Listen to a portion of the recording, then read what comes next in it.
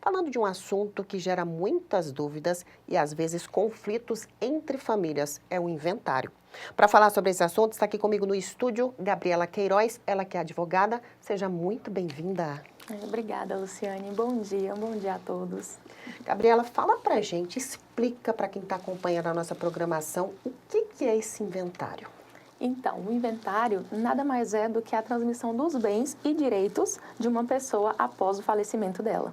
É um assunto que gera muitas dúvidas, né? O pessoal não sabe qual que é o primeiro passo quando a pessoa precisa de fato fazer o inventário. Todo mundo tem que ter ou só quando a pessoa tem bens?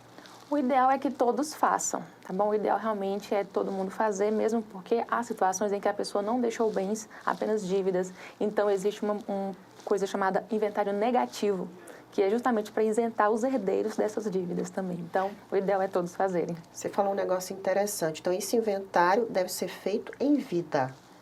Não, após a morte, da pessoa. Isso, a família quem tem que fazer. Mas os bens, no caso, a pessoa tem que, em vida, como é que ela faz essa questão para ter o controle desses bens? Então, o ideal é regularizar, né? Todos os bens, todos os imóveis que tiver bens móveis e imóveis direitos, tá bom? Deixar pelo menos do conhecimento da família, dos herdeiros, para que eles possam sim estar fazendo essa transmissão pós-morte.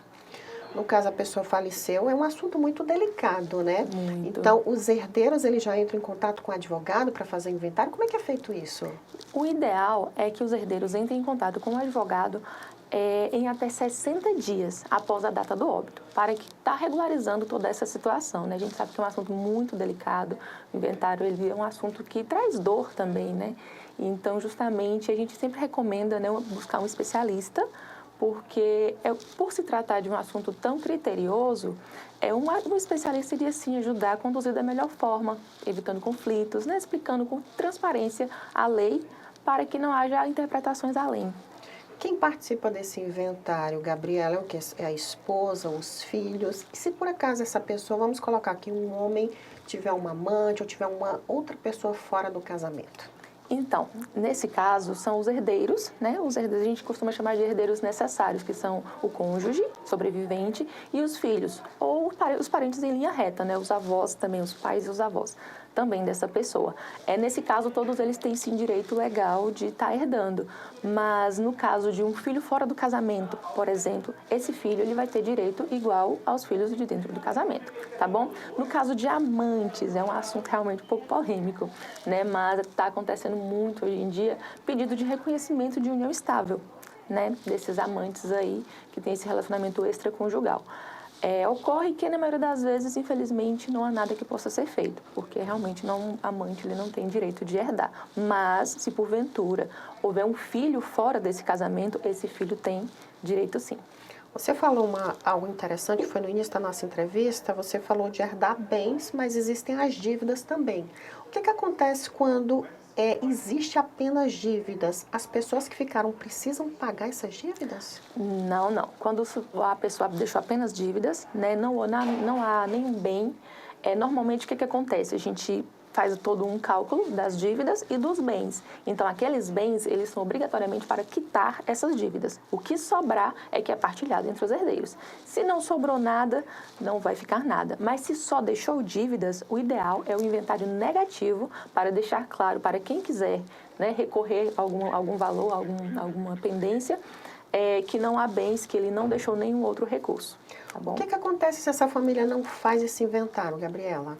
Então, o ideal é ser feito dentro desse prazo de 60 dias, porque passando daí ele vai acarretar em multa.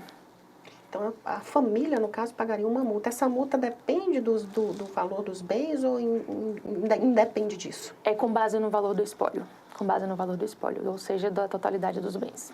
Como é que a pessoa faz para dar entrada nesse inventário? Que documentação que ela precisa?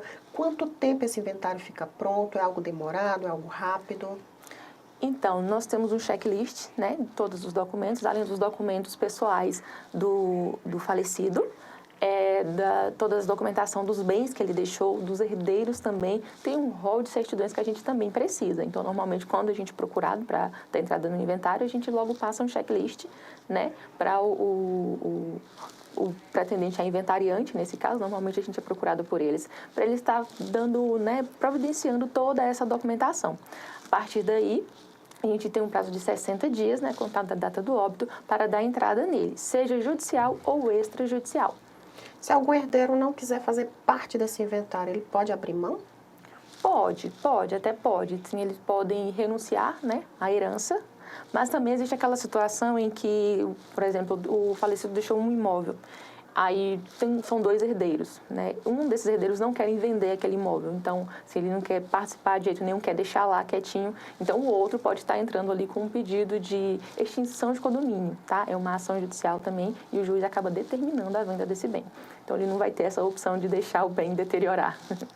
As principais dúvidas, eu acho que a gente sanou para quem está acompanhando a nossa programação, né? Então, todo mundo que tiver um parente que infelizmente faleceu, tem que fazer inventário, né? É o ideal.